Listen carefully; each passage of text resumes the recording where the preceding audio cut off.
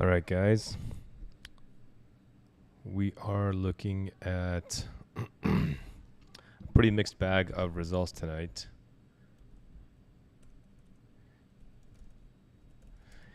And my main ask right now is how some of these races are even close. But I'm just kind of looking in, let's dig in, share your comments. The chat is open, whether you're watching on Twitch, YouTube, Facebook, or Twitter.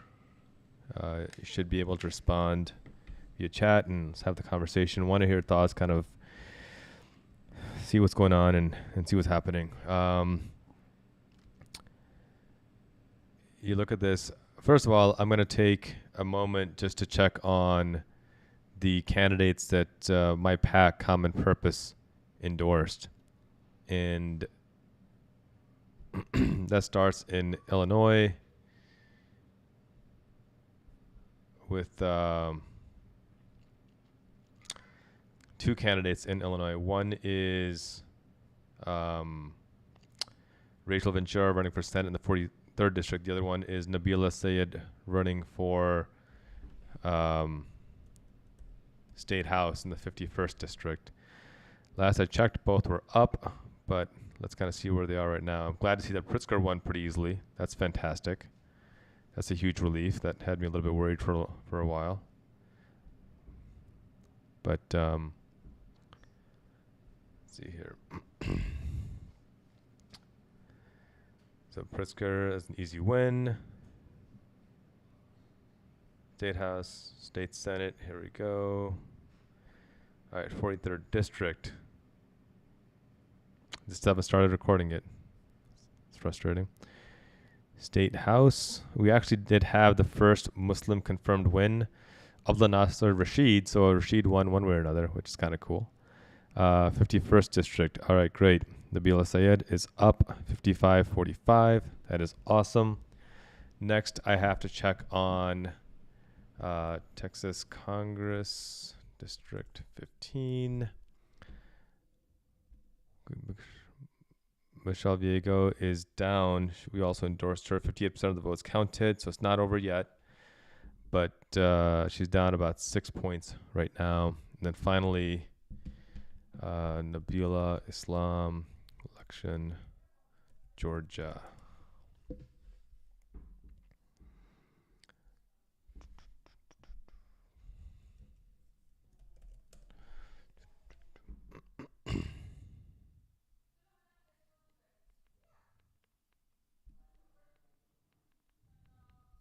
I don't want the primary results, I want the actual results.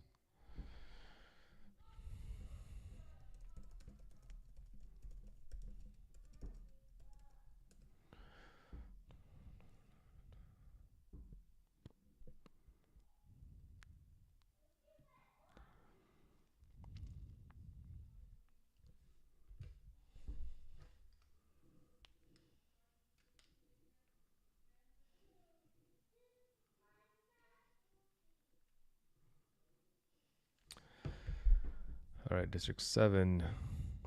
Nabila is up big right now, which is huge. It doesn't tell you how many precincts are reporting, but the fact that she's got 17,000 votes to 12,000 has got to be a really good sign. So good. All right, we're in good shape so far, guys. Things are looking good. Hello. Hey, Mara, Texas. I got a couple people at work to vote. I forgot today was the last day. Thank you. You know, all the studies show that the number one way to get a person to vote is to get them to listen to somebody they know personally. That's really what it comes down to. So when you personally tell somebody that they need to vote, that is how they actually get to vote. So for anyone who is taking that time to actually reach out to their family and their friends personally, you're the ones making a massive, massive difference.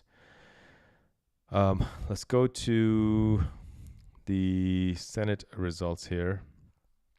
Tammy Duckworth, easy win. That's outstanding. Is what we expected.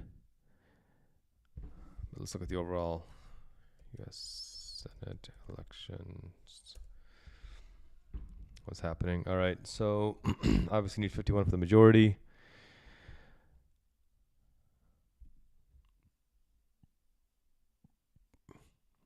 All right, Herschel Walker is down, which is great.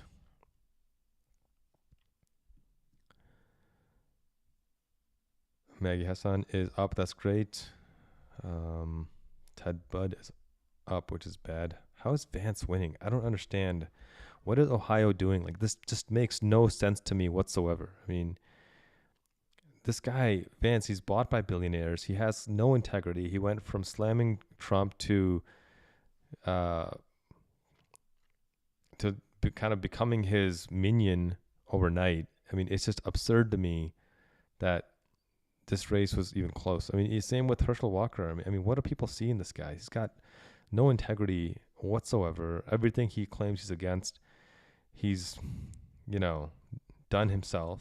I mean, the hypocrisy is just astounding, absolutely astounding. And now you got J.D. Vance, a guy bought by billionaires in the Senate if he wins, and you know, he's not gonna listen to the needs of ordinary people. This is where it comes down to, you know, that we need to organize on a much more effective level. That's really all I can say about this.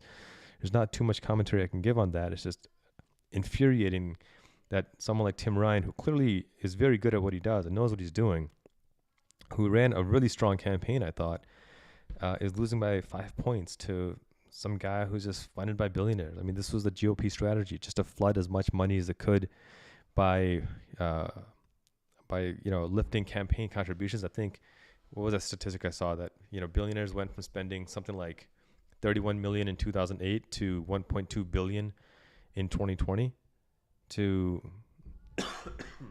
to shape this election the way that they wanted it to be. It's absolutely absurd. It has no sense of integrity or decency to it. Just rage-inducing, if you ask me. Absolutely rage-inducing.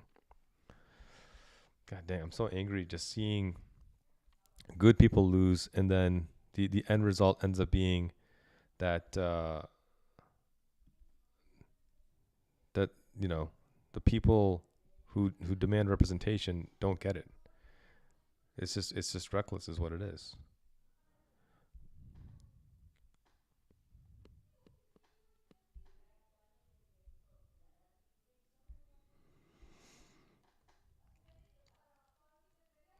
I'm still working on trying to figure out how this thing works. It'll get smoother, I promise, in the future, but right now I'll ask you guys just to bear with me on this.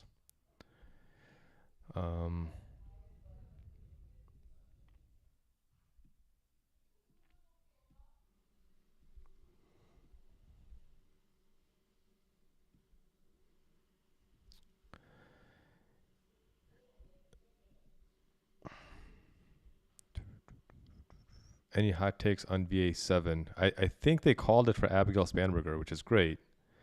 I was really worried about her. I'm glad it looks like they've called it. At least I saw a tweet from a local Politico. If you don't have a second monitor to use a tablet or your phone for your chat. It will be easy to set up for the next one. Good idea. I need to get a second monitor as well. That's just something I need to do. So I'm sorry for this bootleg version of this, but I hope you guys don't mind it too much. There we go. This will work in the meantime for now.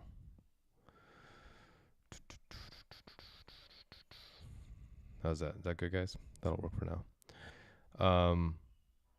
So they have not called Ohio just yet, but it's just not looking good right now. 57%.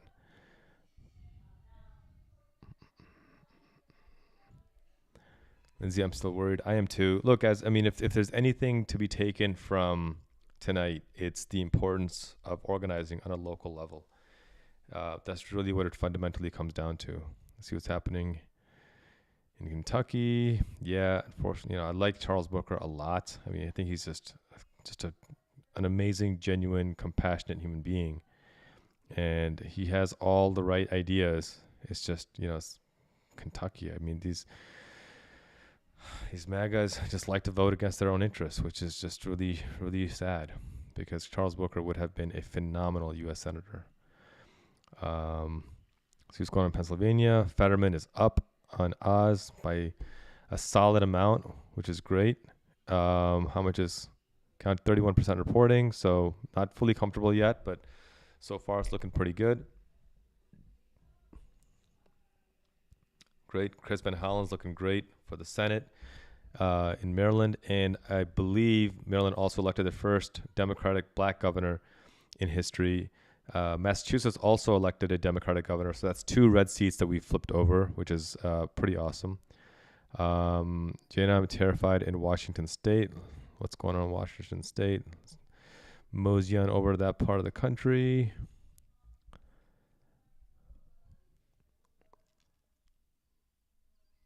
There's no election in Washington State, so Elizabeth, it's getting harder and harder to compete locally if you don't have a lot of seed money and contributions. Elizabeth, I agree, but I can also tell you that it's not impossible. And, a lot of these races on the local level are decided by less than $5,000 or $10,000. And with the power of social media, with the power of just personal networking, you can raise that kind of money. There's some great organizations that'll help you as well. Run for Something, Sister District, Indivisible, Our Revolution. I mean, I can go on and on. But Elizabeth, this is really what it comes down to: is making sure that you're activating and organizing on your local level. Okay, incumbent senators up for re-election. It's not showing up on this New York Times thing for. Oh, you know what? Obviously, it's not showing up. It's West Coast. My apologies. We'll check on that in a little bit. Colorado. What's going on in Colorado? Bennett is looking great. Outstanding. He's up almost 20 points.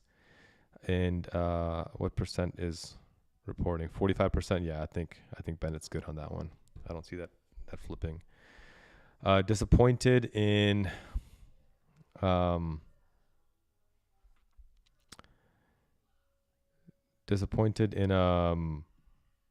Florida. I really thought it was going to be a closer race in Florida. I thought Val Demings ran a solid campaign. I think she's a solid candidate. Unfortunately, there's just,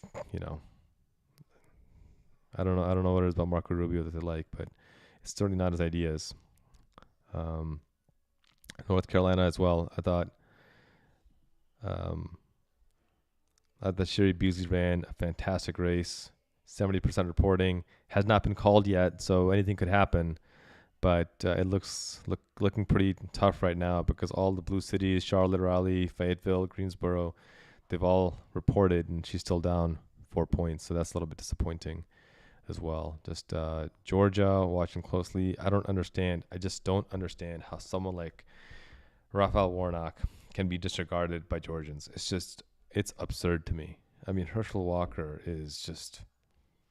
The guy threatened to kill his wife, for God's sake. I mean, does that just not matter to these folks anymore? I don't understand it. Jennifer, he redistricted the hell out of Florida to get those red seats. Of course he did. Gerrymandering is all Republicans have left. And this is why it's so important to be involved on the local level, because on that local level, on the local and state level, is so critical. Those state reps that you elect, the small district state reps that you elect, are the ones who write the laws that determine federal districting. A lot of people don't realize this, that your state reps are the ones who decide congressional districts. And so if state reps are gerrymandered to hell, then they're going to gerrymander the federal district as well, which means that you can maintain perpetual minority rule. This is what's happening in Wisconsin right now, where despite Democrats winning over 60% of the vote, they have like 35% of the districts simply because of gerrymandering. And so if we don't invest the way Republicans are on the local level, we are screwed. We are in perpetual minority rule, and that's just a massive, massive problem. LaShawn says, I worked for 2 campaigns and donated to candidates in other states. Fetterman, Abrams, it's possible. Very well done. Very well said. Dave, I used to live in VA1, now on the Best Coast, WA6. I supported you in 2018. Rob seems to have VA1 wrapped around his finger. Yeah, I mean, Whitman is he's just not a good human being. He's genuinely a bad person. And I mean that in every possible context. He's just not a good person. And he's been gerrymandered into VA1 like crazy. And, if you look at his career, he's never really had any kind of opposition. He's failed up repeatedly.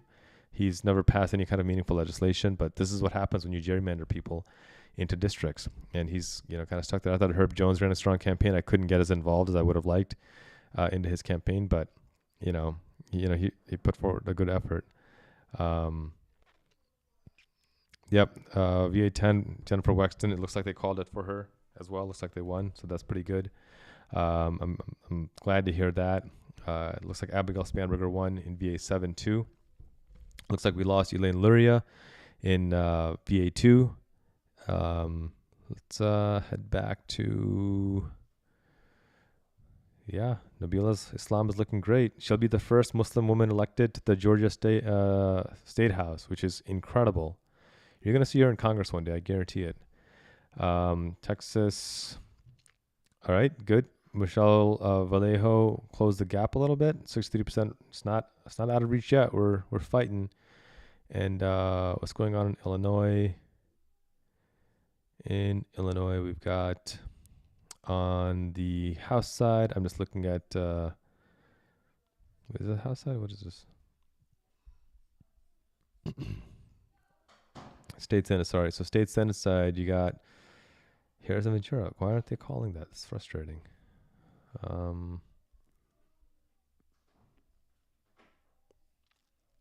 That's really frustrating. Okay. And then State House.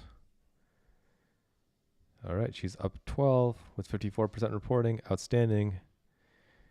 You know, it's so wild. Illinois has never had a single Muslim elected to the State House or the State Senate in any capacity.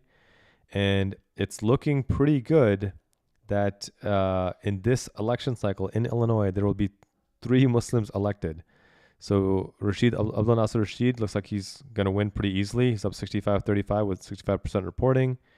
You've got Nabila Sayed, who's got a lead in the 51st, right up here, with 54% reporting.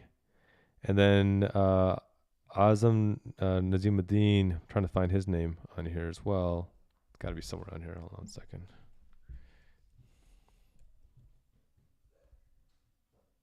Yeah, here we go. Okay, so they haven't reported anything yet on him. So we're waiting on 40th district to see what's going on with him. But, you know, not all is lost. There's some positivity happening, something to encourage.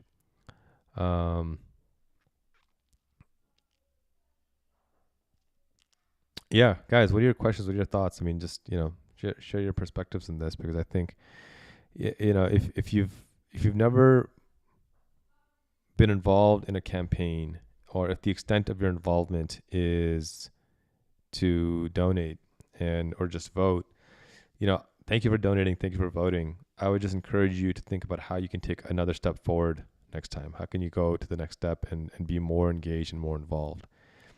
The reason why I actually think of it that way is, look, ultimately, you know, voting alone isn't enough.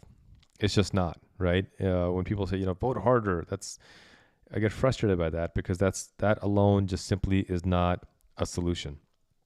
You need to be more engaged. Think of it this way, right? If you're, let's use a sports analogy. If the first time you pick up a basketball is during the NBA Finals, I don't care for Michael Jordan, and I grew up watching Michael Jordan, you're not going to be able to perform to your peak efficiency. You might get lucky with a bucket here and there, but you're going to get killed by not preparing. But if you've spent hours, thousands of hours in the gym, in the weight room, and prep for that moment, for that last second shot, that's when you destroy Byron Russell with that crossover fadeaway jump shot in Game 6 of the NBA Finals and win, because you've done that a million times. Voting is taking that last second shot, and the prep work you do ahead of time is what increases your likelihood of that shot going in. It's knocking doors. It's making phone calls, sending text messages, writing postcards, getting your friends and family involved, hosting meet and greets, hosting fundraisers. These are all things that go into making a campaign more likely to be successful. And I get it.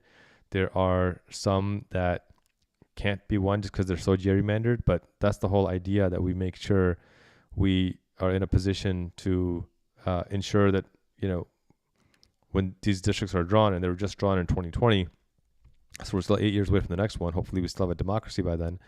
That when these redistricting is done, it's done in a manner that is truly based on the needs of the people, based on what people want, and truly represents them. And because right now people obviously aren't being represented in an effective way.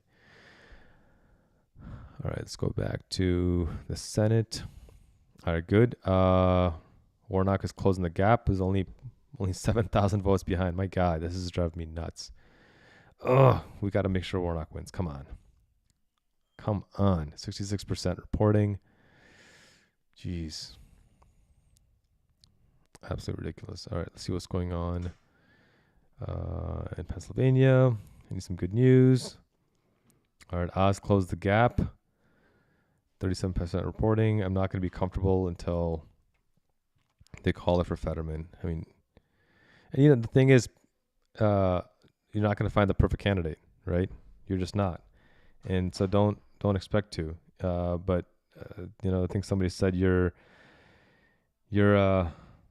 applying. You're not sending a Valentine. You're sending a vote, and it's critical that you recognize that not every person is going to be perfect, but every person is going to hopefully align a little bit closer to your values and your principles, and help us move in the right direction. Look, at the end of the day, I tell folks that if you find a candidate that you agree with 100%, then you're not being critical enough.